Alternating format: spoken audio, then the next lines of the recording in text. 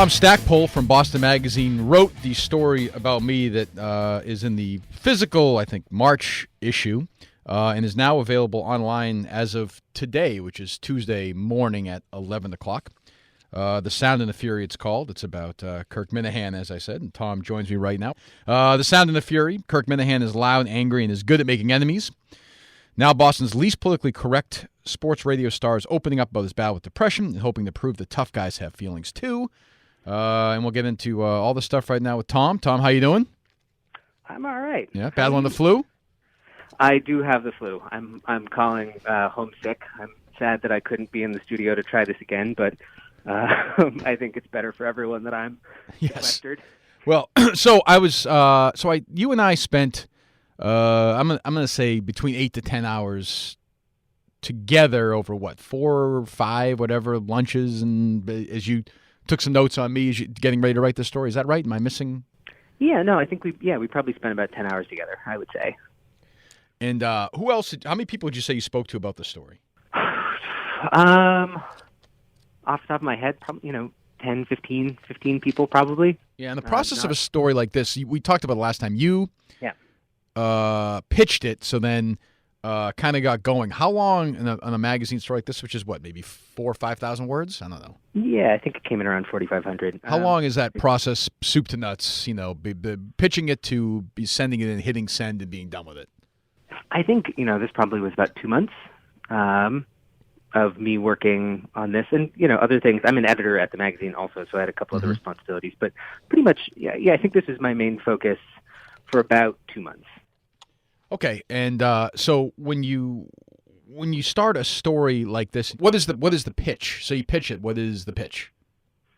So in this case, I've been watching you on Twitter talking about not being able to come back on WEEI. So this was probably in November, and my sense of what the story was and what I was interested in was, here's a guy who's been controversial in the past and who is talking really frankly about his mental health in a way that you don't usually see kind of anyone do. And it seems like, he's maybe losing his job over it. And so that was, the sort of pitch that I started with. So then I guess when you start digging into it, you find out about Bob Murchison. You and I talked about Murchison at length.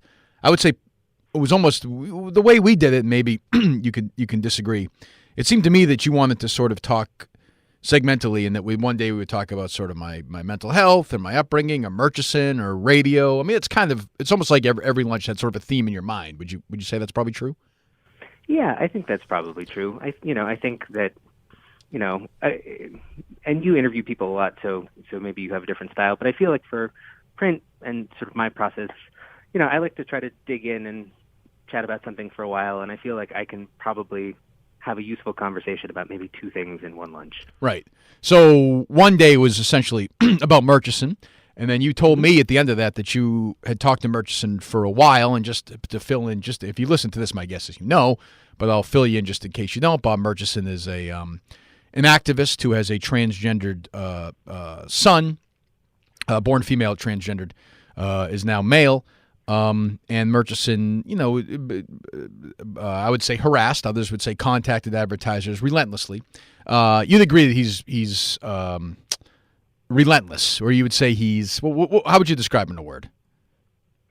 Yeah, I mean, I think he has a pretty singular focus. Okay, so there you go. Well, singular focus in what way? Before we get to the other stuff. Well, I mean, I think he is somebody who seemed to me to be pretty meticulous about having a process that he would follow. Meticulous in this process, single-minded in this process. Yeah. Okay, good. No, that's right. So he, he's been doing this and continues to do it, by the way, with Mutt and Jerry, but has been doing this for a year and a half now. And you get into the backstory. I've talked about it before, that we had a meeting with him and all that. We'll get to that in a second. But sure. You're the first person to get him. The Sue O'Connell thing I did, I don't believe you put his name on the record. He gave a quote. But to you, he is quoted, and you speak to him, and you told me you spoke to him, I think you said that day, for 6 hours. Is that right? Or maybe that's not right. I mean, that was a guess. I would say probably 5. But yeah, we talked on the phone a couple of times at length. I would say probably 3-ish times. And what was your impression of him? Well, I mean, I think, like I said, he's somebody who clearly has been pretty singularly focused on this. I think that he has been very cautious in terms of how he's engaged with the media on the record, as you have seen. As you mentioned, I believe that I'm the first person that spoke with him on the record. That's right. And got him. That's right. Mm-hmm. To me, in our conversations, he was, again, cautious and amicable. But yeah, I mean, I think,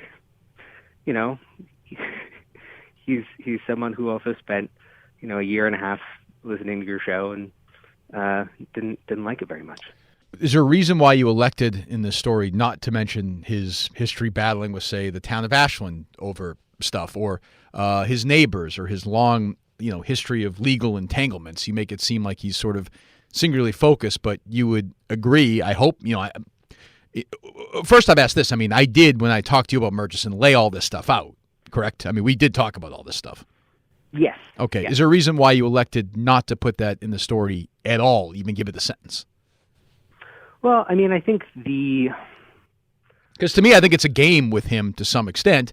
I think he enjoys that. I think the people I've talked to who won't go on the record because they don't want to deal with this guy in their life anymore, whether it's people in Ashland or people he's had real estate issues with, I think that's important to note. If he's not just, I think you paint him as some crusader for transgender rights, where I just think he's a guy who likes to fuck with people. And I think that should at least be given a sentence or two. So I guess I'd ask it again. Sorry, it's essentially the same question. Why was that never mentioned ever in the story? Sure. I mean, I think so this was, for the people who haven't read the story yet, this is basically dealt with in one section out of 5. It's a pretty big part of the story, though. I mean, it's a decent chunk. Yeah. I think it's by in terms of its actual word count, it's probably more than that, because this is obviously a big part of the story. As I said to you before, Tom, it's the only part I care about. So yes, we're going to talk about it. So I guess do I need to ask the question again, or no? Okay, go ahead. I was answering it. Yeah, go ahead. Sorry, I'm sorry. Go ahead. So I think for me, this was a story that was first and foremost about you. It wasn't a profile of Bob Murchison. He obviously features. He's a significant piece of it. But to me, I mean, I think there are two different ways to look at this. And I think that there's the conversation about deplatforming, which is sort of a larger cultural issue, and I think is really relevant to what he was doing. I mean, he was contacting advertisers and saying, this is content that I think is offensive, and, do you agree or do you not agree? And, do you want to? Well, it's not. But I mean, that's not. But I mean, hold on. That's not really what he was doing. You're making it sound like he sent a little email and said, "Hey, just so you know, this is some content. Is this bothersome to you?" I mean, he would send them emails to the point where, for instance, Kaplansky, as I told you, said, "If you email me again, I'm going to, contact the authorities for harassment." I mean, I told you that. So it's not. Let's not make it out like he's this guy who sent out a couple of emails. He continuously sent out multiple emails, sometimes multiple emails a day. So he, that, which I told you about, correct? Yeah, you can tell me that. Okay, but I mean that's what happened. So let's not. But go ahead, continue. Yeah. So I mean, I think to me, I felt like if I put his process out there, then people could decide for themselves on this issue. And I realized that. But you didn't put his process out there, though. How did I not? Well, I mean, what I just said to you, what he did versus what you laid out are two totally different things. I mean, he took things, as I told you, and I told you this, he took things out of context. He put Barstool stuff in there and insinuated that because we joked around with Portnoy that I was, somehow talking about little kids. I mean, he was doing things that were, he was using parody accounts as examples of things that I said or Jerry said, but we have no control over those accounts. Those aren't our accounts. So he was doing things that weren't true as well, as opposed, and also, by the way, contacted people to the point where some of them said, "Stop doing this." So, and that was to me his method. But go ahead. Sure. I mean, in the emails that I saw, and I both had emails that he provided to me, and then emails are out there. I felt like I was giving a faithful representation of what he was doing. And then you're right, the hosts lashed out back at Murchison, dropping antagonizing barbs on the air and making veiled jokes about Murchison's home burning down. I asked you this last time. I asked you this in our texts. Have you found where I said that this man's home should burn down? So the comment in question, the joke was made by Jerry. What's the joke? I don't have it in front of me, but if I can give you what I think is a pretty faithful paraphrase. When was it? Who provided you the audio of this joke? I got it from Bob. Yeah, go ahead. Well, okay, but it was you. No, it wasn't. No. You just said it wasn't, and you just said, hold on. The host made veiled jokes about Murchison's home burning down. Jokes plural, first of all. Is that true?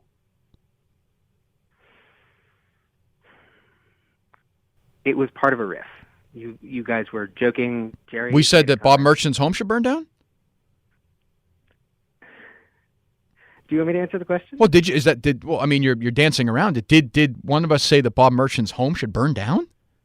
I could tell you, Tom, there's no way that was said on the air. If we said that guy's name, we said the first syllable, Joe Zarbon in his office would dump it. So it's frankly impossible that joke was said on the air. Impossible. There was reference to, you guys were talking about the activist. There's reference to, if Dino was still on the show, a certain house in Metro West would probably find itself burned to the ground. And you referenced the website that had doxed Turtle Boy's website. Yes. How is that?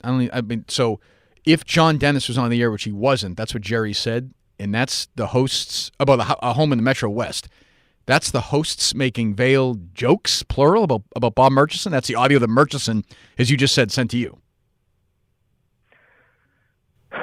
Yeah. Okay. Okay. No, I just want a yes. So then at the end of that paragraph in your story, you say Murchison's phone was flooded with abuse, including death threats. Did he show you those death threats? Yeah, he did. Okay, and they were death threats from listeners of the show who said they were going to kill Murchison? To me, they were credible death threats, or they were people. Tom, do you believe? Tom, do you believe that I get people on Twitter saying that I should jump in front of a train all the time? There's a Twitter account called Minihane Splat. Do I think that man wants me to die or wants? Of course not. Flooded with abuse, including death threats. Like you're gonna. I know Murchison. He's gonna go to the cops with that. You're telling me that these are credible death threats in your mind. Can you give me an example of one of them? I don't have that in front of me, but okay. But you're familiar with this stuff, right? It's like, whether or not you think that somebody on Twitter who says, "Hey, by the way, I'm going to be outside your house at 4:00 in the morning," and that's going to be the end of you. That's what one of the messages was.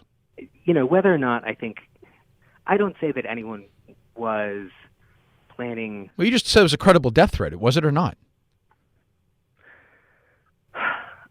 There were one or two that seemed, that had the sort of, it's going to be at this time, this place, and yes, I'm gonna kill you. So, do I know whether that person was intending to?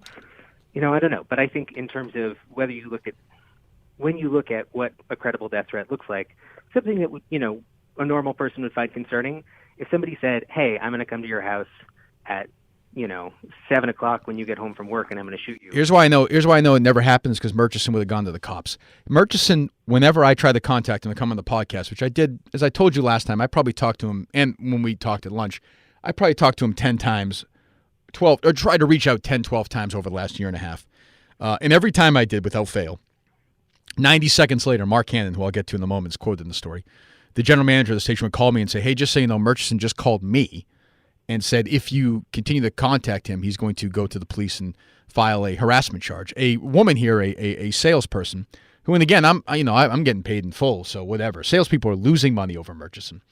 Wrote him a long letter, talked about her son who has a disability, and said, "Hey, can we just have a conversation about this?" I saw the letter, Murchison reached out again and said, I'm going to file harassment charges against you. I mean, are you aware of that stuff? Yeah. So he didn't go to the police about somebody saying they're going to kill him?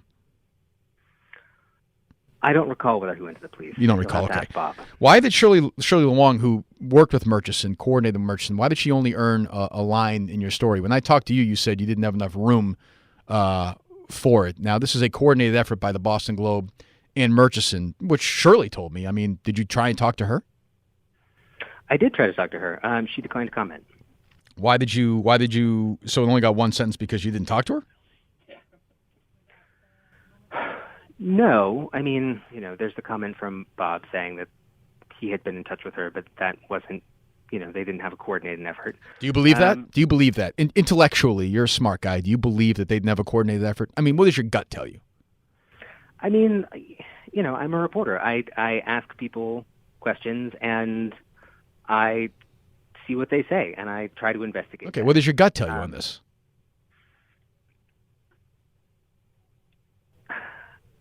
I think, again, in this, I'm just going to go back to the source and say, this is what I asked. Okay, but I understand that, Tom. We all understand that. What is you're a smart guy. You can connect dots. I don't think you're going to answer the question, so whatever, it's fine. I mean, I think... Okay, no, so I believe that Bob Murchison was sending material to a lot of different people. I don't have the sense that they coordinated. Okay. That's my honest opinion. Okay. Would you say that you're left-leaning politically? Yeah. I mean, I think that I've worked for liberal publications in the past. Well, I mean, what's your political? I mean, if we go look you up on Twitter, as I've done, clearly you're left-wing, right? Yeah. Okay. I'm pretty lefty. I mean, I think my issues of choice are probably, economic inequality and the environment. I haven't really reported much on culture war stuff. One of the conversations we had was about transgender rights, and I thought, and you said this to me in our correct me if I'm wrong, is that you were surprised that Murchison would go after me because my thoughts on transgender were in line with his. I mean, we said this at that lunch, correct? Yeah, I mean, I think my understanding of your views, which we've talked about, aren't that different from the views that he expressed to me. So yeah, I mean, my views on them are I don't give a shit. And I don't mean that in a callous way. I don't give a shit about gay or straight or it doesn't matter to me. If it makes you feel better, if you want to be transgendered, if you're going through mental health issues, which a lot of those folks are, most are, I have sympathy for that, then knock yourself out. If that's going to make you feel better, that is fantastic. So we talked about this for, I think, half hour, 45 minutes one day. And the one quote you got from me is, did I make some stupid jokes 4 years ago? Yeah. When it comes down to it, am I for full transgender rights? Yes. I mean, seems like a pretty cavalier quote, doesn't it? Of all the ones to pick from? I mean, I don't know. To me, in the conversations that we had, you felt that you had your views misrepresented, right? Is that fair to say? Well, I don't even feel that. No. Oh, by you or in the past? In the past. By Murchison, yes, but I didn't. I think I fought with John and Jerry for years about, say, the North Carolina issue, the bathroom issue, right? And I think, and they weren't even. We live in a world now, and you and I talked about this, and I've talked about this, where if you have concerns about somebody who was born a male going into a bathroom where your daughter is, just concerns, then you're immediately labeled a homophobe, which to me is dangerous. To me, that shuts down the conversation. We're done. And I think that's where John and Jerry were. They weren't saying that these people were evil or they were creepy or whatever. They just, and my thing was, I think they should be allowed to do it. It's if they want to live that way, they should live that way. And we fought about that for a year, as the conversation got bigger and bigger nationally. So for Murchison to sweep in and say I'm transphobic, to me, yeah, I mean, it's like anything else. It's like the Adam Jones thing. After a while, you're going to say, well, fuck you. I'm not that way. Yeah. And I don't think that was properly, in my opinion, articulated in this story. I mean, we got that one line. I maybe you disagree.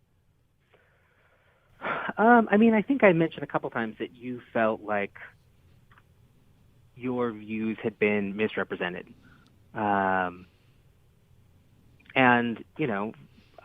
I tried to give you space to say that. And, personally in the conversation that we had, I mean, I think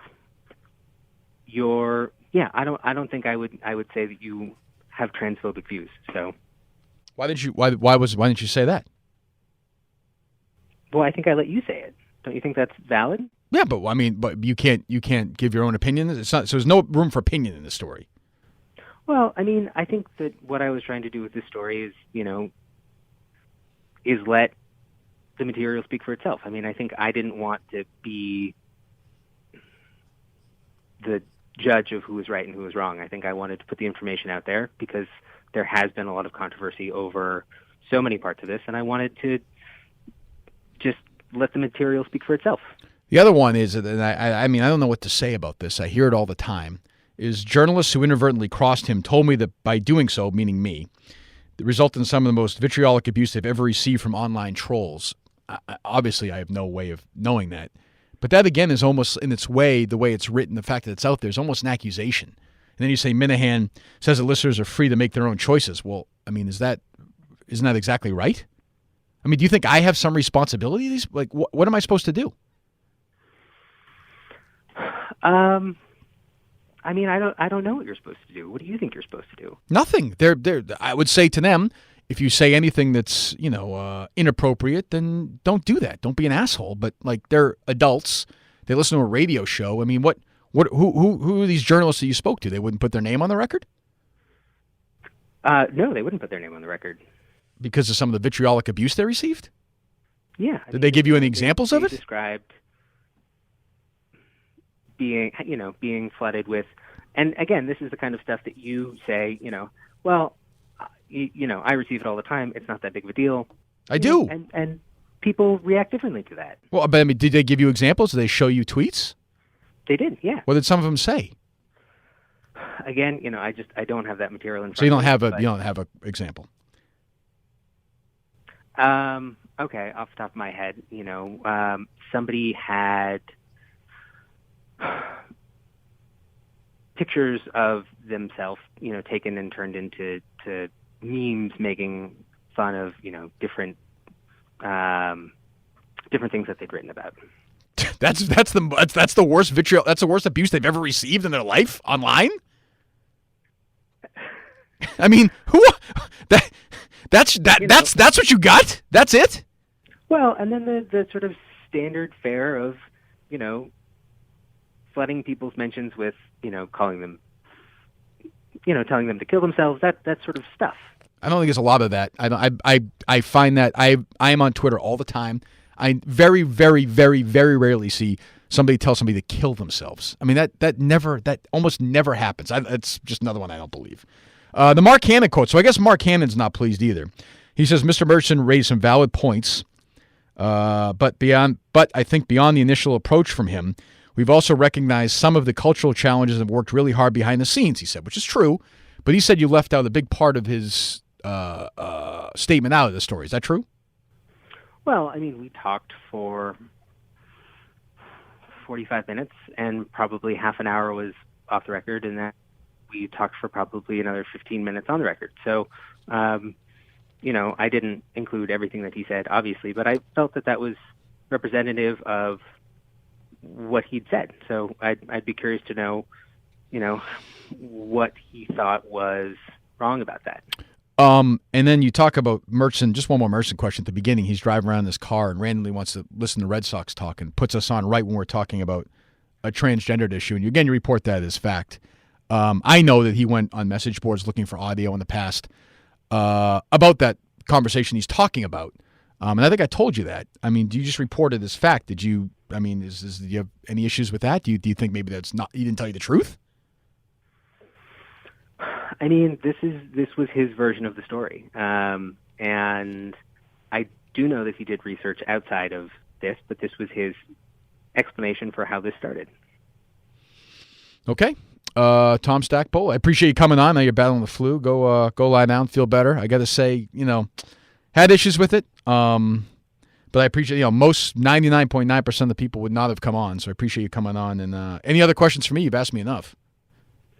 No, I think I appreciate you having a conversation about it. I know that you didn't like all of the piece, but did you think I was going to?